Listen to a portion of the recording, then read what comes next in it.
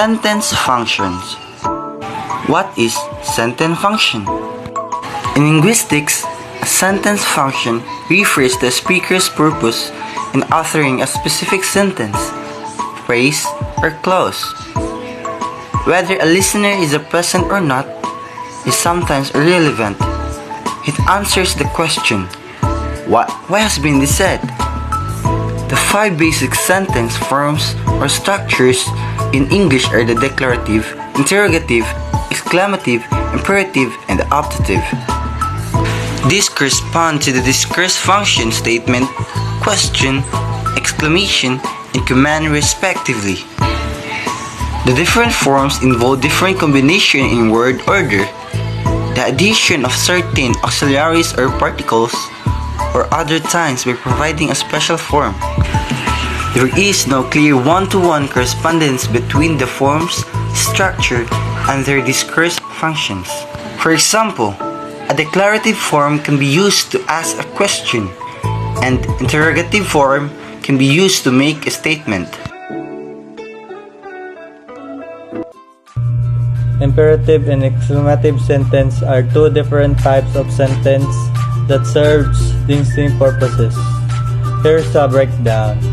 Imperative sentence: to give a command, order, instruction, or request. They typically begin with a verb and have no subject simply stated. Examples: go, stop that, please be quiet, open the door, let's go to the park. Tone can range a polite request or forceful commands depending on context and wording. Exclamative sentence: to express strong emotion or feelings. Structure often begin with what or how, followed by a subject and verb. They can also be formed by adding an exclamation mark to a declarative or interrogative sentence to emphasize the emotion.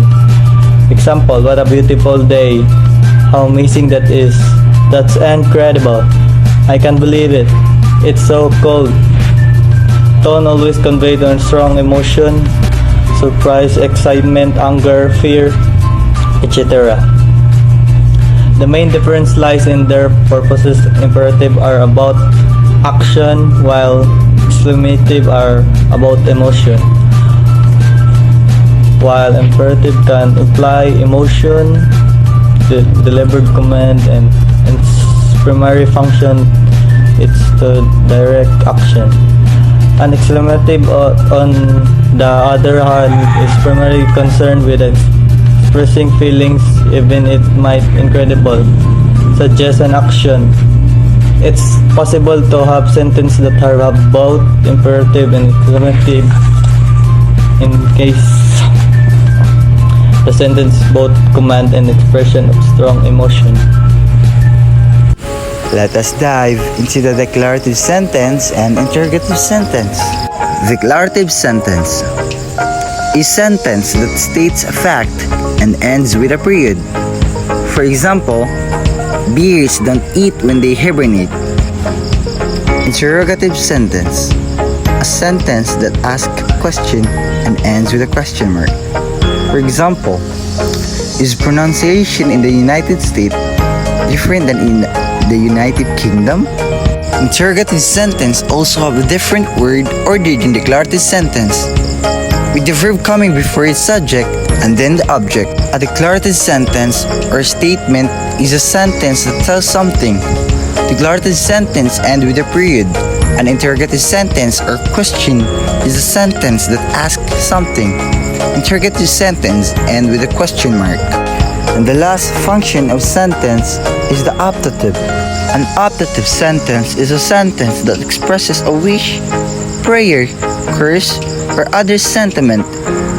They often start with the words may, wish, or let. Optative sentence can end with a full stop or an exclamation mark. Here are some examples of optative sentence.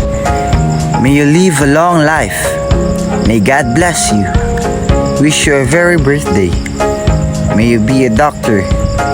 Wish you a very happy journey. Long live the Queen. I wish you all success in life. Let the world be a peaceful place. All the best for your exams. Get well soon.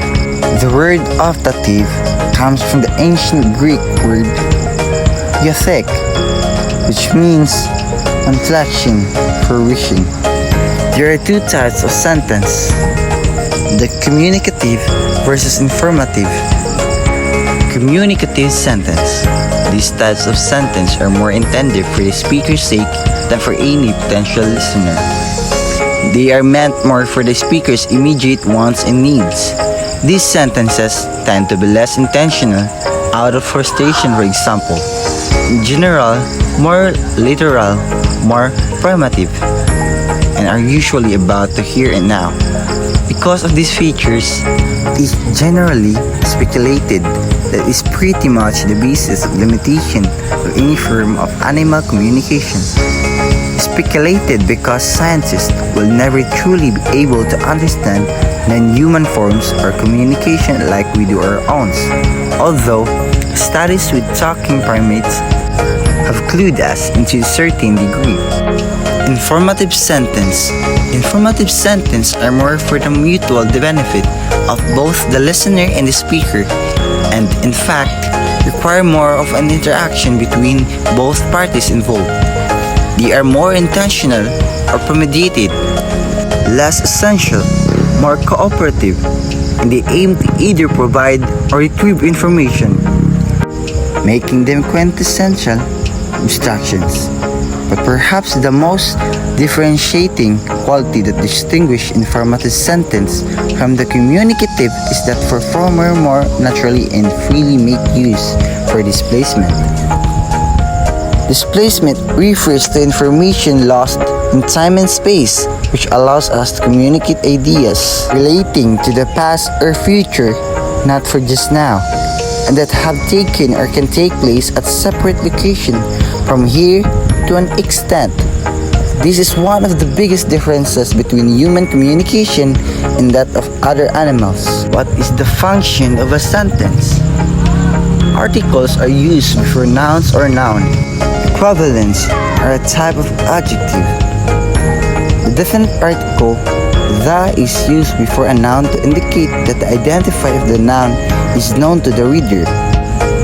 The indefinite article "a," "an" is used before a noun that is general or when its identity is not known.